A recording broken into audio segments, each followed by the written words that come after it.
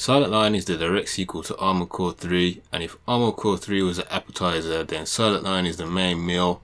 Holy crap, this game is awesome from start to finish and everything in between. There's not many games I've played that gave me goosebumps as I played it, like I'm literally buzzing while I'm playing.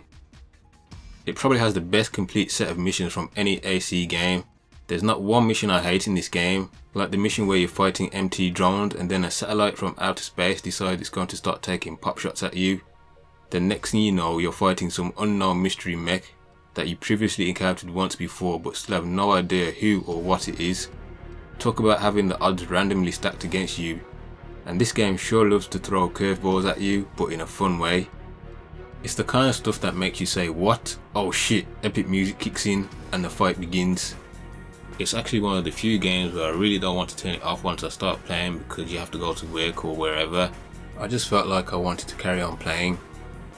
The missions are as diverse as ever, and like previous titles will challenge you in many different ways. It may not have as many missions as other games, but there are no throwaway or mundane missions here. It's a well typed, put together set of missions that you will want to replay over and over, with the added bonus of trying to S-rank them and unlock hidden parts. And this game has a ton of new parts for you to unlock. The replay value is really high. This is without even taking on your arena opponents, so there's a lot for you to do. To add even further replay value, the game offers an AI mode which is somewhat similar to the one seen in Master of Arena or the more elaborate Formula Front. It's not something I've really messed around with, but the option is there if you want it. With Silent Line being the direct sequel to Armored Core 3, it means you get the chance to revisit Layered and see what has become of certain areas and how things have slightly changed. I really love it when game sequels make you revisit old areas. It's always fascinating to see how your actions in the previous game cause things to change. You will certainly get chills from this. The story here is that companies are sending out drones and crews out to a region known as the Silent Line, only nothing ever comes back. What is it that lies past this Silent Line? Well, that will be for you to find out. I will say if you're a story buff, then you might want to play Armored Core 3 before this, as to me it's one complete story and things will make much more sense. Plus you can carry your save data over from Armored Core 3 into Silent Line. I feel like graphically this game was a real step up from Armored Core 2, which itself was indeed a step up from the PS1 era of games. But since that was pretty much a launch game on PS2, I don't think the devs had fully realised the power in their hands. With 3rd gen and Silent Line, they finally unlocked that power, and Silent Line feels like the true next gen leap for the series at the time. Even playing it today impresses me. The weather effects are very impressive and will be a huge factor going into some missions, which the locations for me are again some of the best environments in the series. While every place feels different, it still shares a world connection in some way. What Armored Core 3 and Silent Line introduced was the idea of a consort.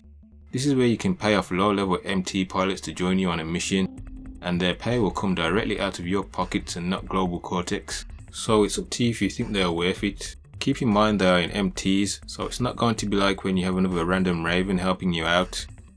To be honest, they are for the most part useless, and it's best to use them as pawns to keep some enemies busy while you take on bigger fish. This feature remains an exclusive to Armored Core 3 and Silent Line. I mean, it's an interesting idea, but I can see why it was removed for later titles. This game also really opened up in terms of left-hand weapons, where up until Armored Core 3 the left hand was always your blade attack.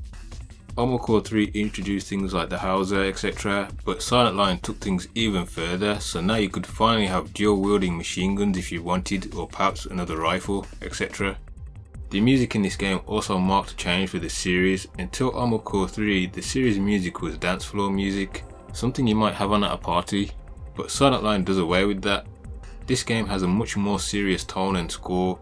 It is more like an epic Hollywood action movie soundtrack, and given the game's story missions it's much more appropriate and fits tremendously. Silent Line keeps that intensity you find in other Armored Core games, where your hand will start to sweat as you know every shot counts, and any missed ones, if only a few, could result in failure of the mission, as you furiously keep an eye on your ammo count.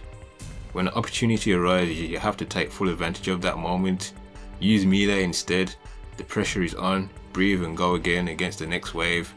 You might not feel it in that exact moment, but when you beat the mission, the relief you get will feel that much sweeter. I see Silent Line as the peak of the series. That's not to say there weren't good Armored Core games released after this, it's just I can't outright say that the bar was raised any higher, but instead maintained.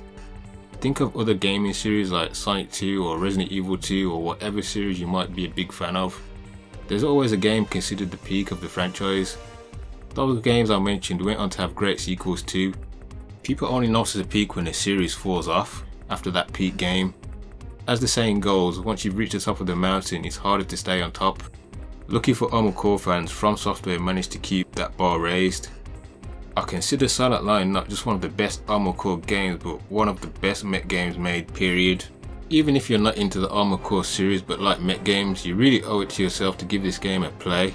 Who knows, it might turn you into a fan of the series. Or you could just enjoy this as a standalone mecha romp. Either way, Silent Line is a fantastic effort from top to bottom. As always, thanks for watching and catch you next time.